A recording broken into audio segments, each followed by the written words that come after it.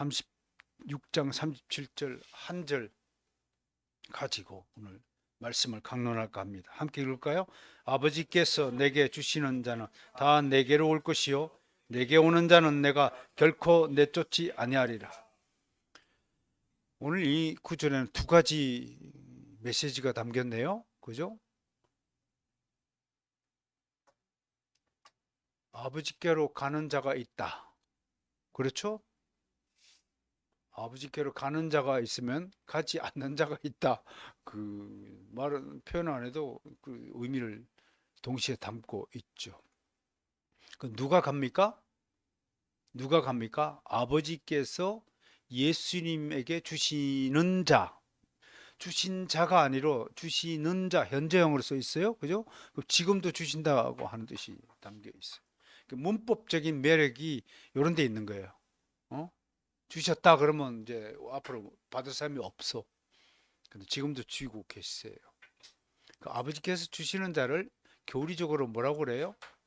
택함을 받은 자, 하나님의 자녀들, 그죠? 영원 전에 창세 전에 하나님의 택함을 받은 하나님의 자녀들.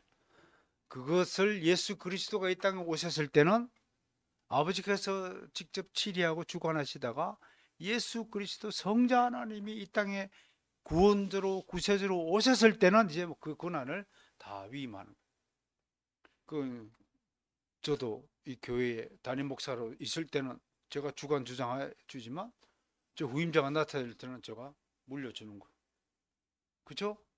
그렇다고 제가 뭐 여러분들 목사가 아니라는 사실은 변함이 없겠죠. 아무튼 그런 의미를 메시지를 하나 다 받고. 자, 그리고 두 번째 메시지가 뭔가요? 예수님께서 무슨 약속을 하셨나요? 아버지 예수님 입장에서 얘기해 봅시다. 이 문장을. 아버지께서 내게 주신 자는 내가 받았어. 한 사람도 잃어버리지 않겠다. 약속. 여러분, 이보다 더 확고한 구원의 약속이 어디 있어요?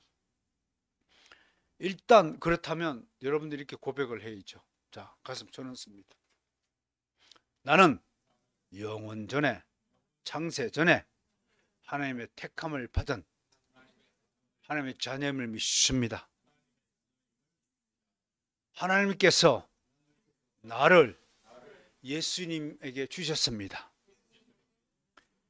예수님은 결코 나를 예수님 밖으로 추방하지 않습니다.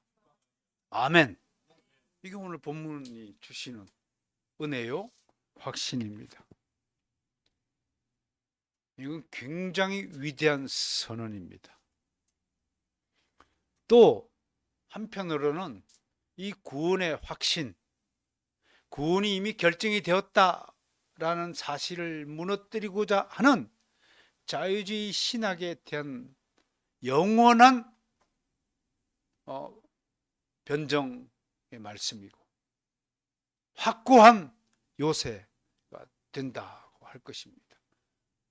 오늘 이 말씀의 은혜를 받고 여러분에게 주어진 구원이라는 선물이 결코 사라지거나 잃어버리지 않게 된다는 소망을 다시 한번 확인해 주시기 바랍니다. 그런데도 저는 오늘 말씀을 연약한 교회라는 제목으로 출발하고자 합니다. 이렇게 구원의 확신을 약속의 말씀을 주님께서 하셨는데도 불구하고 왜 이렇게 요즘 교회가 연약하게 됐는가?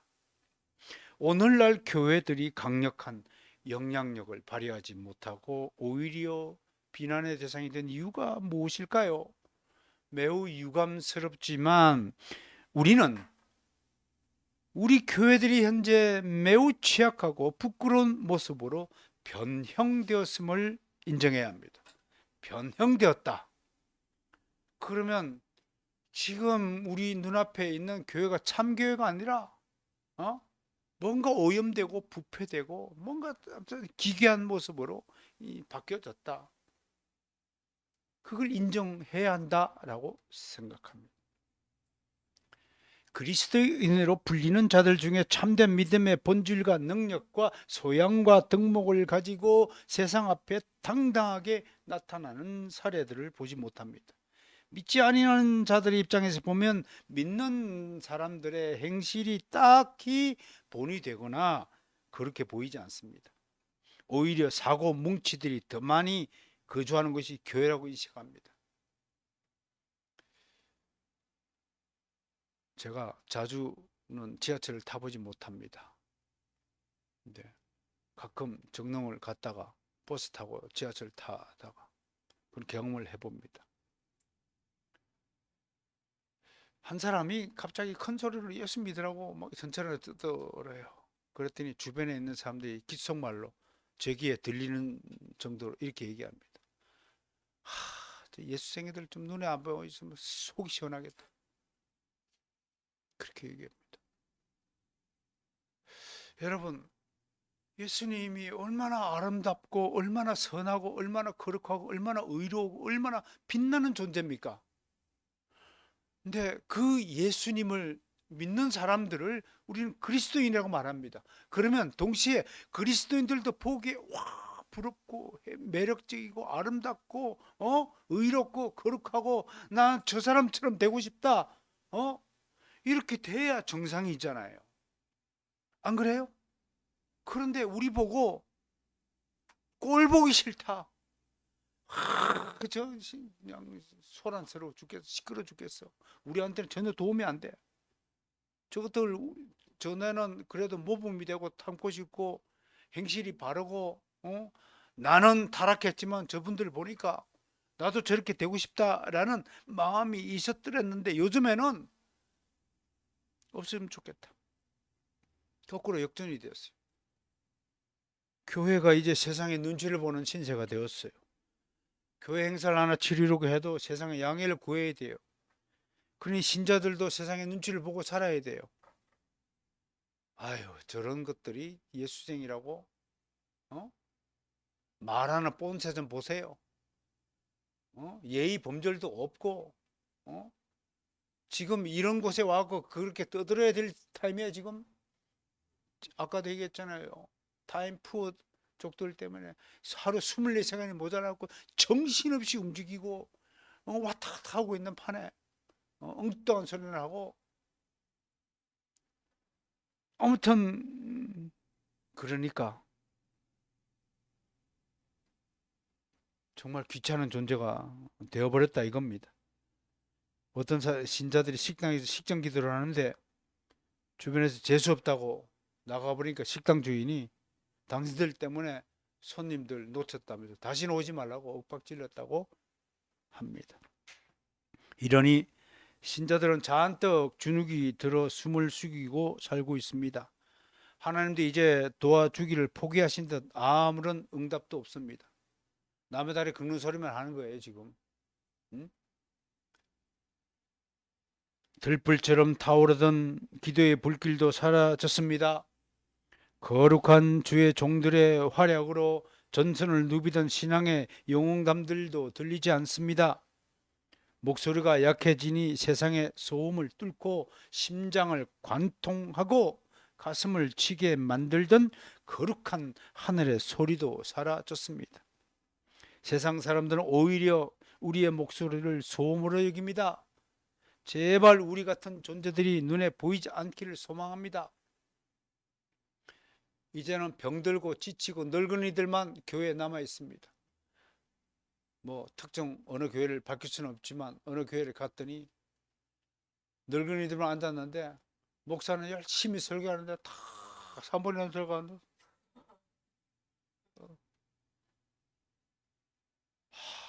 정말 내가 그래서 목사님 좀 대단하십니다. 나 같으면 책상을 몇 번 치고 그래야 될 텐데 그걸 다 참고 지금 교회가 그렇게 되어버렸습니다.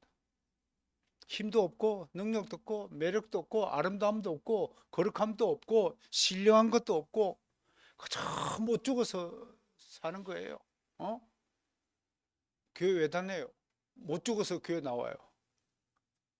그러니 앉아가지고 뭐 졸기나 하고 짐이라 끼고 앉아가지고 있고 가곤다니. 교회가 왜 이렇게 됐을까요?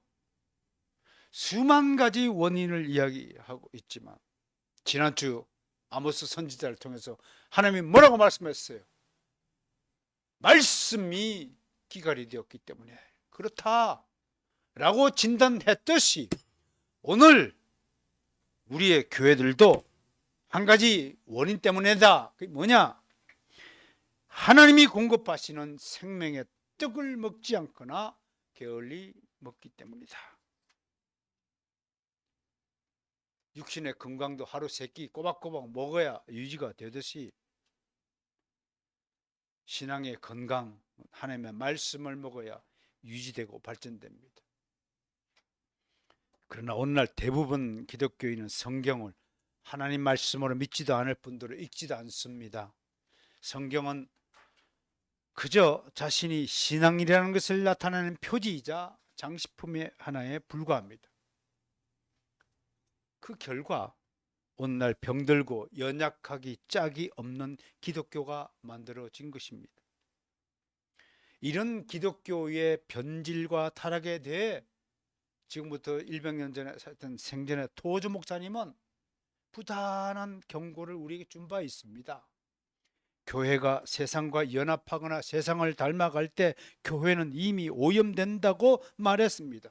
교회의 거룩함은 세상을 모방하거나 세상에게서 배우고 익혀 얻어지는 것이 아니라 오직 하나님의 말씀으로부터 얻어지는 것이라고 말했습니다. 그래서 그는 세상과 연합하는 교회를 간음하는 교회라고 질타했습니다.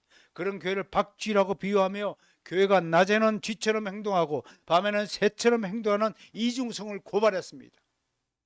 주일날에는 교회하고 주여 주여 하고 찬송을 부르면서도 실제로 직장생활하고 세상에 나아가면 온갖 악한 일을 다 벌이고 있습니다. 모범되지 못한 일들을 번연하게 벌이고 있습니다. 하나님의 것은 하나님이 돌리고 가이사의 것은 가이사에 돌려야 되는데 하나님의 것이든 가이사의 것이든 오직 내 것으로 만드는데 혈안이 되고 있다 이겁니다.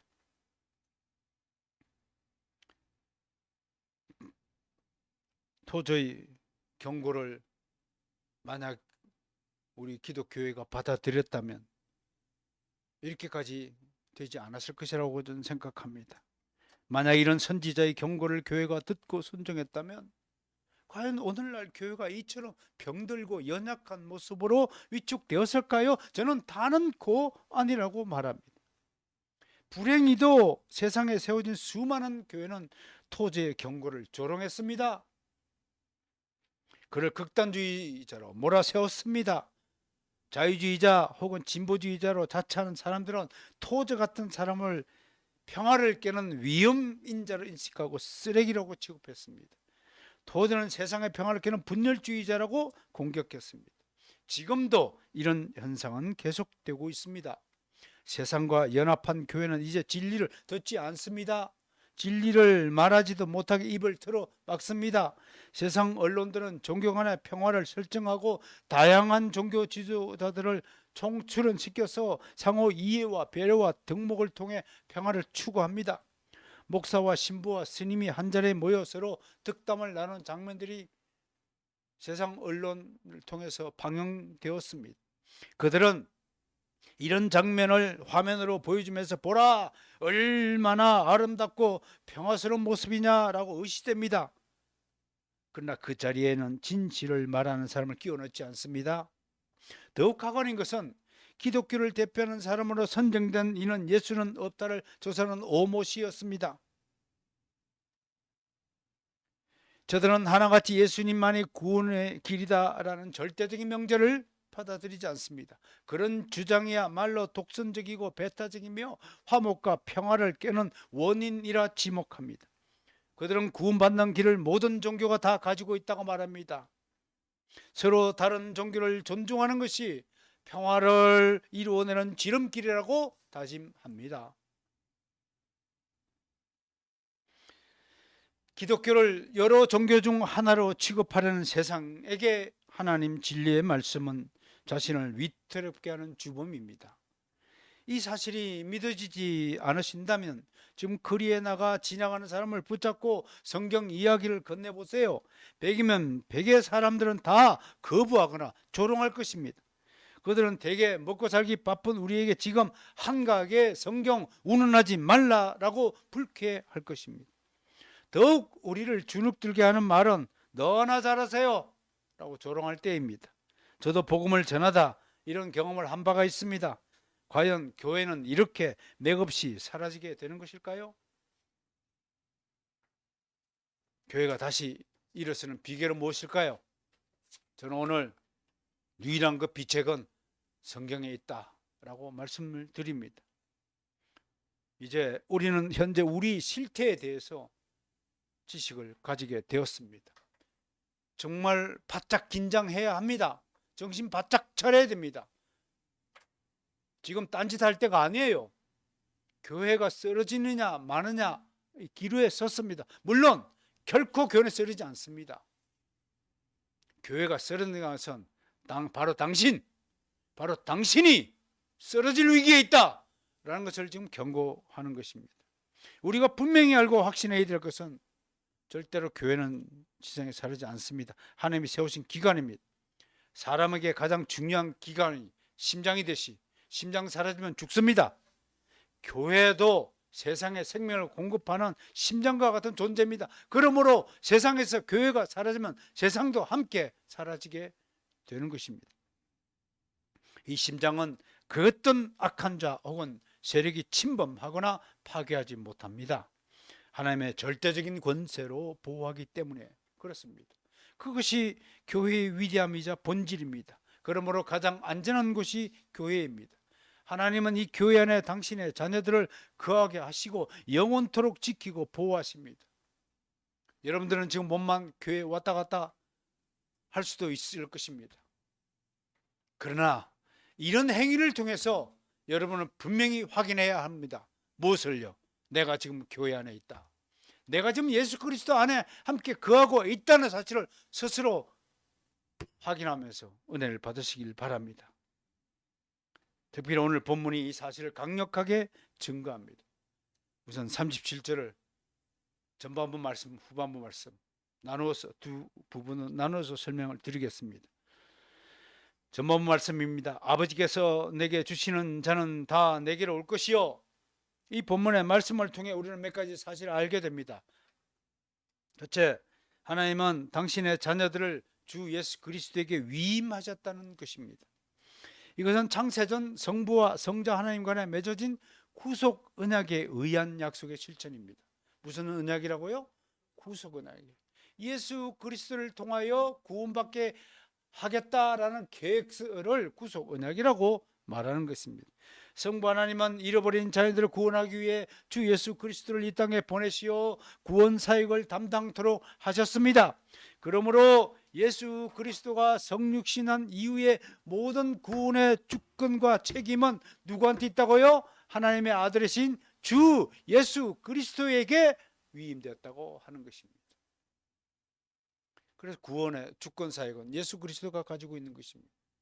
두 번째, 오늘 본문에서 알 수 있는 것은 하나님의 자녀가 매우 한정되어 있다는 사실입니다.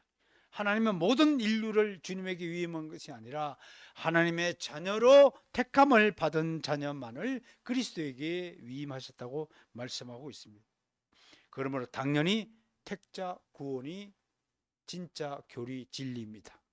이 사실은 주님의 겟세마네 동산 기도에서 더욱 선명하게 드러납니다. 요한복음 17장 2절에서 이렇게 말씀하고 있어요. 아버지께서 아들에게 주신 모든 사람에게 영생을 주시려고 만민을 다스리는 권세를 아들에게 주셨습니다. 아버지께서 아들에게 주신 모든 사람이라고 그랬어요. 이 지구상에 사는 모든 사람이 아니라 하나님이 택하셔서 예수 그리스도에게 위임한 특정한 사람들에게만 영생 주신다라고 말씀하고 있습니다. 이어지는 6절에서는 세상 중에서 내게 주신 사람들에게, 세상 사람들 중에서 내게 주신 자가 따로 있다고 말씀을 합니다. 그들에게 내가 아버지의 이름을 나타냈습니다. 그들은 아버지의 것인데 내게 주셨나이다. 그러므로 택한 자가 아니고서는 절대로 아버지의 이름조차도 이해하지 못하고 알지 못하는 원리가 여기에 있습니다. 이어지는 9절에서는 이렇게 기도하고 있습니다. 내가 비옵는 것은 세상을 위함이 아니요 내게 주신 자들 위함이니라. 그들은 아버지의 것이로소이다. 아버지의 것인데 내가 위임을 받아서 내가 관리하고 내가 그들에게 은혜를 베푸고 내가 그들의 행보를 주관주장한다는 사실을 말씀하고 있습니다. 이어지는 11절, 12절, 14절에도 비슷한 언급이 있고요. 택자 구원의 언급은 사도 바울도 되풀이합니다. 에베소서 1장 4절입니다. 시작. 곧 창세전에 그리스도 안에서 우리를 택하셨다.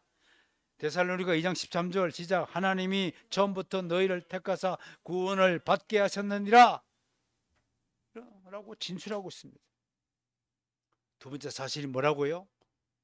구원받는 자는 한정되어 있다. 이걸 우리가 제한 속죄라고 합니다. 리미티드 어톤먼트, 도로토 회의에서 만든 튤립 중에 제한 속죄를 이야기하는 것입니다. 세 번째로 37절 전반부 말씀을 통해 알 수 있는 것은 주님을 찾는 주의 백성들은 주 안에서 영원한 거처를 마련하고 영생을 누린다는 것입니다. 이 언급은 역설적으로 설명하자면 주의 백성들은 믿음을 선물로 받아 주를 찾고 주님 안에 거하게 되지만 하나님이 주시지 아니한 사람들은 주님을 믿지도 않고 찾지도 않는다는 것입니다. 생각조차 하지도 않고 산다고 하는 것입니다. 우리 이미 사실을 36절에서 확인한 바가 있습니다. 주님은 안타까운 마음으로 너희는 나를 보고도 믿지 아니하는도다 말씀했습니다. 여기서 잠깐 우리는 택함을 받지 못한 사람들이 어떤 특징을 갖고 있느냐? 예수를 믿지 않는 사람들, 불신자들의 특징이 뭐냐? 성경을 통해서 알아봐야 할 것입니다. 첫째, 성경은 시종 일관 버림받자들의 첫째 특징은 믿지 않는다라고 증언합니다. 요한복음 10장에서도 주님은 같은 말씀을 되풀이하죠. 26, 27절 시작. 너희가 내 양이 아니므로 믿지 않는도다. 내 양은 내 음성을 들으며 나는 그들을 알며 그들은 나를 따르느니라. 그러니까 믿음이 주어지지 않는 사람들은 하나님의 말씀을 아무리 설교하고 강론하고 신앙을 가르치고 권면해도 안 들리는 거예요. 신기하죠? 아날로그 TV라서 그래요. 아무리 리모컨 아날로그 TV에서 리모컨 눌러봤어요. TV가 켜지나? 아닌 거예요. 믿음이라는 칩이 주어지지 않았기 때문에 그렇습니다. 그러므로 택자와 유기자의 가장 큰 경계선이 무엇이겠습니까? 바로 믿음입니다. 믿음이 있느냐 없느냐에 따라서 나누어지는 것입니다. 기독교의 구원은 믿음이 있느냐 없느냐에 달렸습니다. 물론 가짜 믿음도 있어요. 하나님이 주신 선물인 것처럼 위장한 믿음, 자신의 체험을 토대로 만들어낸 믿음, 이걸 무슨 믿음이라고 했나요? 자생적 믿음이다. 천생 믿음이고 자생 믿음이 있다. 성경을 손에 쥐고 있지만 성경이 하나님 말씀이라고 믿지도 않고 전혀 성경대로 살지 않는 거짓된 믿음들도 있지만 믿음이 없이는 하나님을 기쁘시게 못합니다. 천국문은 믿음을 가진 자에게만 열린다는 사실을 믿으시길 바랍니다.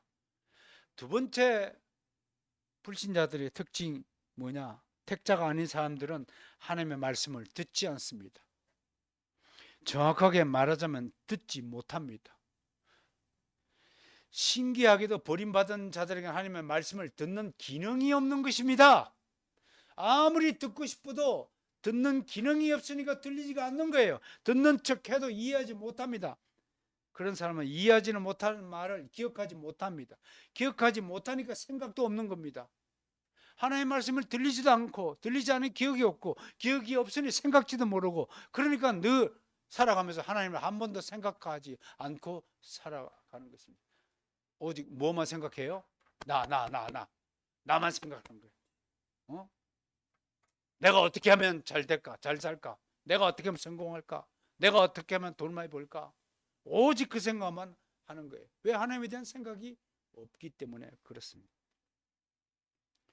반면에 주의 백성들은 시시때때로 아무리 세상 일이 바쁘게 할 때도 갑자기 주님이 생각이 들면 주여라고 입으로 주님을 이름을 부르게 되어 있습니다. 시시때때로 하나님이 살아계심을 느끼고 체감하고 살아갑니다. 늘 머릿속에 주님을 떠오릅니다. 이것이 결정적인 차이입니다. 다음으로 유기자들, 버림받던 자들, 택함을 받지 못한 자들은 자기 죄를 인정하지 않습니다. 자신이 얼마나 추악한 죄인인가를 인식하지 못합니다. 그래서 유기자들은 자기 죄가 지적당하거나 드러날 경우 극렬하게 반항합니다. 이들이 전매 특허처럼 쓰는 수법이 뭐예요? 자기 죄가 고발당하고 지적당하면 나만 그러냐? 너는 안 그러냐? 하고 물타기 전략입니다. 귀신은 항상 지 혼자 물에 안 빠지고 꼭 같이 데리고 빠지려고 길을 쓰죠. 나만 망하기가 너무 억울했어요. 감옥을 가더라도 꼭 나 혼자 가기 너무 억울해서 나중에 배신을 때리고 같이 가자 감옥 그렇게 하는 것이란 말이죠. 한 가지 더 추가한다면 유기자들은 주권자 혹은 기혼이나 근원적인 문제를 회피합니다. 인간을 누가 지었느냐 이런 문제에 대해서 관심 없어요. 과거의 문제에 관심 없어요. 이 유기자들을 왜 세속주의자라고 하냐면 세속주의자의 관심은 오직 지금 현재에 관심이 있어요. 그래서 금도 제일 비싼 금이 지금이라고 그러면서 지금을 잘 살자 하고 살아가는 자들이 다 유기자들의 특징이에요. 이런 자들에게 당신은 어디로부터 왔습니까? 물으면 시큰둥합니다. 자기 코에 붙은 숨을 누가 주었는지 관심 없습니다. 그저 살아있으니까 숨을 쉬고 살아갈 뿐입니다. 좀 살만하면 잘하는 일이 뭐예요? 가족 부양, 행복의 추구, 개인적 성공이 인생 최고의 목표입니다. 그래서 먹고 사는 일에 최선을 다합니다. 그러나 죽음 이후에 자기가 어디에 가는지에 대한 관심이나 지식도 없습니다. 사는 것 자체가 그들의 인생 전부입니다. 육신의 삶 자체가 전부입니다. 이것이 버림받은 자들의 특징이라고 성경은 고발하고 있습니다. 그러므로 유기자들보다 더 불쌍한 인생이 없습니다. 이들의 인생은 밑빠진 독에 물을 붓는 것과 같습니다. 주님을 찾아와 도움을 요청하고 주님의 방식대로 살아가면 안전하고 행복을 누리며 사는 것을 거부하고 그것을 거부하고 기어이 자신의 힘과 재주와 능력으로 새로운 인생을 개척해 보겠다고 덤비다가 제풀에 꺾여 쓰러지고 맙니다. 주님에게 뿌리를 내리고 살지 못하니 태풍이라는 고난이 닥치면 한순간에 뿌리가 뽑혀 나가 떨어집니다. 어렸을 때 제 아들 녀석 이야기를 소개합니다. 아들 어렸을 때 자전거를 타고 가다가 그만 도랑에 빠졌습니다. 도랑에 빠진 자전거를 꺼내려고 있는 힘을 다 애를 썼지만 아들의 힘으로는 불가능했습니다. 아빠가 도와줄까? 근데 우리 딸이 고집이 엄청 센 놈입니다. 기어이 자기가 꺼내겠다고 아둥바둥 우기는 겁니다. 꺼냈을까 못 꺼냈을까요? 결국은 못 꺼냈어요. 그 다음에 또랑에 빠져가지고요 엉엉 앉아 우는 거예요. 지 성질을 지가 못 이겨가지고. 이게 불신자들의 유기자들의 특징이에요. 여러분 힘들면 어떻게 해줘요? 도와주세요 한마디만 하면 어른한테 도와주세요.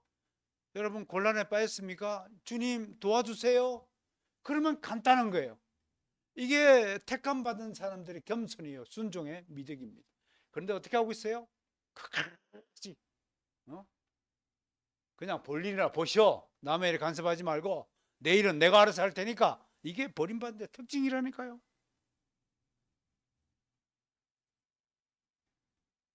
결국 제가 꺼내줬어요. 근데 뭐라고 그런 줄 알아요? 뒷날 내가 꺼낼 수 있는데 아버지가 괜히 중간에 나를 꺼내고 나를 체면을 망가뜨렸다고 얘기하는 녀석이 이 녀석이었어요. 그만큼 버림받은 사람, 불신자들, 우리가 주의 은혜를 받기 이전에 우리의 상태가 이렇게 무지, 목매, 고집 덩어리라고 하는 것을 소개하는 것입니다. 이제 37절 후반부 말씀 두 번째 메시지를 살펴보겠습니다. 시작. 내게 오는 자는 내가 결코 내어 쫓지 아니하리라. 이 구절을 논할 때 반드시 앞에 구절과의 관계를 놓쳐서는 아니 되죠. 내게 오는 자가 누구예요? 아버지께서 내게 주시는 자입니다. 아버지께서 주시니까 그 주신 자가 내게 오는 겁니다. 예수님 입장에서는. 예수님이 오는 자는 아버지께서 영원 전에 구원을 받기로 택함을 받은 자입니다. 그러니까 아버지께서 그들이 그리스도께 오도록 예정하셨다고 하는 것입니다. 예정하지 않았다면 아무도 예수님에게 오지 않을 것입니다. 왜냐하면 믿는 자는 영생을 주시기로 작정된 자들이다 라고 사도행전 13장 48절에서 증언하고 있기 때문에 그렇습니다. 아버지께서 영원 전부터 그리스도께 주신 자는 누구든지 때가 되면 주님에게 올 것입니다. 여기서 아드핑크 은혜로 말 소개합니다. 그들은 아무것도 가지지 않은 채 모든 것을 받고자 올 것이다. 따라서 합시다. 아무것도 가지지 않은 채 모든 것을 받고자 온다. 이야, 이 날 도둑놈이 어디세요? 그렇죠? 여러분, 그리스도인들이요, 인간적으로 보면 아주 도둑심불을 가진 사람들이에요. 우리가 한 개도 없어요. 여러분 숨 쉬는데 여러분 못한 거 있어요? 10,000원이다 100,000원에다 투자해서 여러분 코에 숨 달린 거? 하영이는 엄마 뱃속에서 태어날 때 엄마한테 수고했다 100,000원이라도 돈 줘봤어? 네가 뭘 했어? 너는 그냥 태어났잖아. 그런데도 엄마한테 다 달라고 그러잖아. 이거 해줘 저거 달라고. 도둑놈이에요. 도둑심부잖아요. 우리가 그런 존재예요. 왜 우리에게 이런 은혜를 베푸셔요? 여러분, 고슴도치도 지 새끼 이쁘다고 그러잖아요. 하나님은 당신의 자녀인 우리가 그냥 이뻐서 못 견뎌 하시는 분이시라는 것을 아셔야 돼요. 우리가 하나님의 자녀로서 하나님으로부터 얼마나 사랑받는 존재라는 사실을 알고 지내야 합니다. 이거 잊어버리면 안 돼요. 자식들이 좀 크다 보면 하영이 나이 때는 뭐냐 그냥 사는 거예요. 그죠? 어리니까. 커서도 저렇게 살면 좀 불효자죠. 크면 좀 더 의식이 발달이 되고 지성이 겸비가 되면 야, 나 하나를 나 기르느라고 우리 엄마 아빠가 얼마나 고생하셨을까를 고백하고 인식하듯이 지금 여러분 어떻습니까? 우리가 얼마나 하나님의 사랑을 받는 존재라는 사실을 진짜 인정하셔야 됩니다. 그리고 마음속으로만 감사한 것이 아니라 예배를 통해서 하나님께 기도하고 찬양하고 하나님께 감사하다고 신앙 고백해야 됩니다. 따라서 합시다. 하나님 감사합니다. 아버지 감사합니다. 주님 사랑합니다. 이 고백이 언제나 우리 입에서 터지지 않아야 할 것입니다. 하나님의 부름을 받도록 예정을 받은 자가 주님에게로 찾아옵니다. 주님은 그런 자녀들에 대해 오늘 위대한 약속을 말씀합니다. 내가 결단코 내쫓지 아니하리라 라고 선언하십니다. 이 말씀은 교리적으로 볼 때 가장 확실히 구원을 보장하는 말씀이요 가장 담대한 구원 계획의 구상이자 실천이며 최고의 담보입니다. 이보다 더 유익하고 확실한 수익을 보장하는 투자는 없습니다. 가장 안전한 투자, 가장 이윤이 많이 남는 투자는 삼성전자 주식 사는 게 아니고요. 구원에 대한 투자입니다. 여러분, 구원 주식을 더 많이 사놓기를 기대합니다. 근데 여기서 또 하나 살필 점이 하나 있어요. 뭐냐? 주님에게 온 자의 개별성이 문제가 안 된다는 것입니다. 그가 참된 자인지 도덕적으로 훌륭하다거나 의로운 일을 많이 했다거나 착한 일을 많이 했거나 남을 많이 도와줬거나 교회에서 봉사를 많이 했거나 이런 것들이 구원받는 조건이 아니라 하나님이 창세전에 택하신 백성이면 무조건적으로 구원을 받는다고 하는 것입니다. 그걸 우리 도르토 신조에서 뭐라고 그랬나요? 불가항력적 은혜다 irresistible grace다. 그렇게 표기하였습니다. 다시 말해 아무도 구원을 받을 자격을 갖췄기 때문에 구원을 받는 것이 아니라고 하는 것입니다. 베드로가 자격을 다 갖추기에 구원을 받은 것이 아닙니다. 베드로가 어땠습니까? 나중에 맹세를 세 번이나 부정했잖아요. 그렇다고 베드로가 구원을 잃어버렸습니까? 12사도는 주님이 십자가의 죽임을 당하자 모두 도망쳤습니다. 그렇다고 그들이 구원을 잃어버렸습니까? 바울이 주의 일을 엄청나게 많이 했기 구원을 받는 것이 아닙니다. 오히려 주님과 그를 따르는 무리를 핍박한 일이 그가 행한 일을 능가할 것입니다. 그렇다고 바울이 구원을 받지 못하였습니까? 그들이 구원을 받았다면 당연히 우리도 구원을 받는 것입니다. 왜? 영원전에 택한 하나님의 자녀이기 때문에 그렇습니다. 그 사실을 어떻게 알죠? 우리가 하나님의 자녀가 아니라면 이 설교의 말씀이 귀에 들리지 않을 겁니다. 우리는 주일날 이 시간 이 자리에 나와 예배하지도 않을 것입니다. 우리가 하나님의 자녀이기에 이 일을 하고 있다는 사실을 믿으시기를 바랍니다.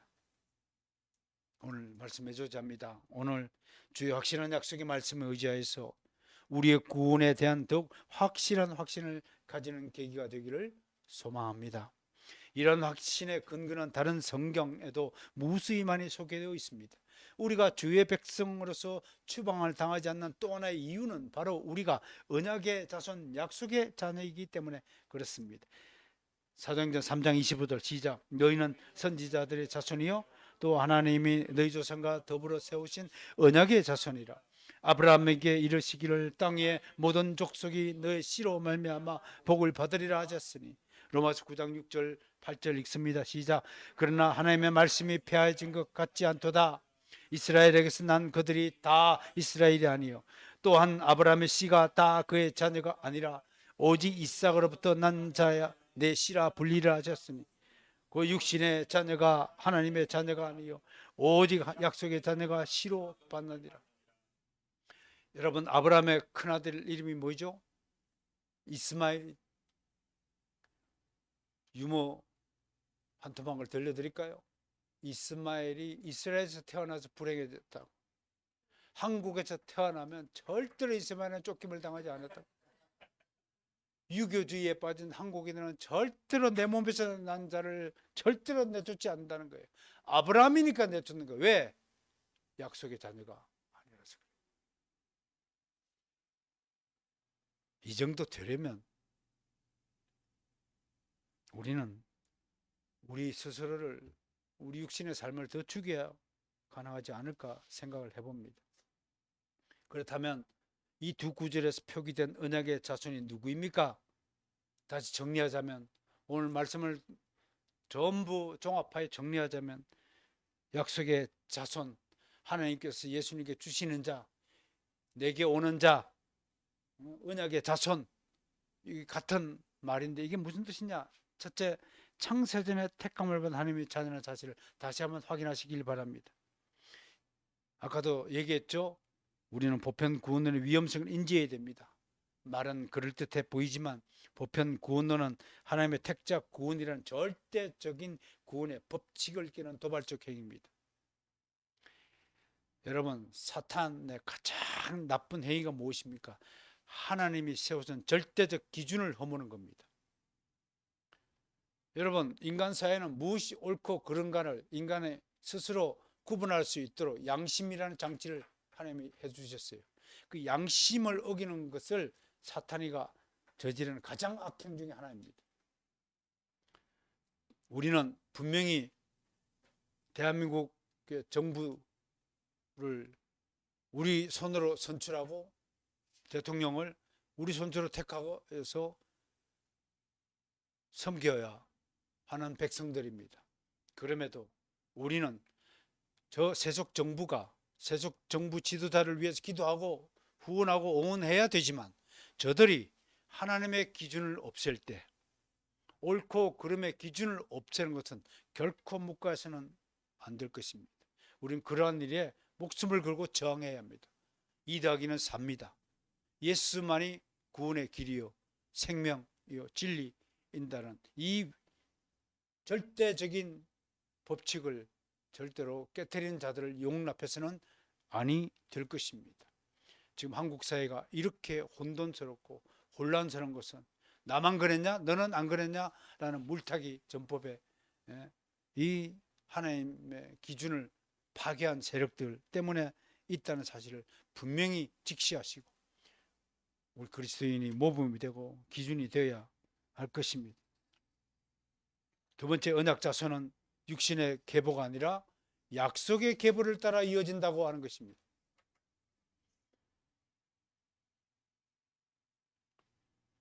저에게 주어진 믿음은 1차적으로는 우리 희진이에게 이어질 것입니다. 그것이 믿음의 계보입니다. 제 신학적인 계보는 마스터스에 함께하는 제 후배 목사님들, 제자 목사님들에게 계보가 이어질 것입니다. 내 몸에서 난 자는 아직도 주님을 영접하지 않고 있습니다.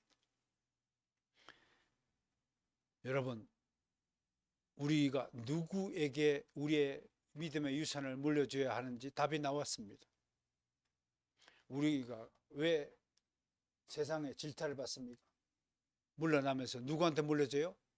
믿음의 자손에게 물려주는 것이 아니라 자기 자식에게 물려주기 때문에 질타를 받는 거예요.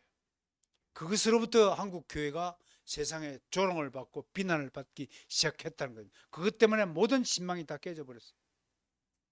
좀 큰 교회 한다는 사람들은 아까워서 남을 못 준다. 믿음의 자손을 남이라고 생각하는 거예요. 이 썩어 빠진 정신머리를, 이 가짜 믿음들을 청산하고 개혁을 해야 한국교회가 살아날 것이라고 생각합니다.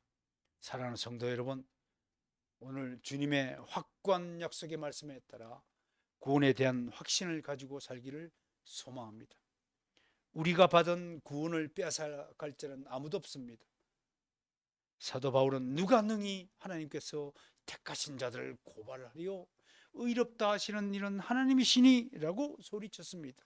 이 선언이 우리 자부심의 근거가 된다면 우리는 승리에 대한 더 큰 열망을 가지게 될 것입니다. 복음 전도의 삶에서 지치지 않고 더욱 열성을 낼 것입니다. 선을 행하다가 낙심치 않을 것입니다. 나 같은 자가 구원을 받았다는 사실에 대한 무한한 감사와 함께 평생도록 하나님을 사랑하고 섬기며 겸손한 자가 되어 경건의 열매를 맺게 될 것입니다. 저는 우리 바라성 교회가 바로 이런 일에 앞장서고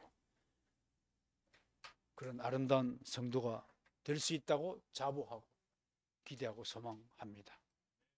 하나님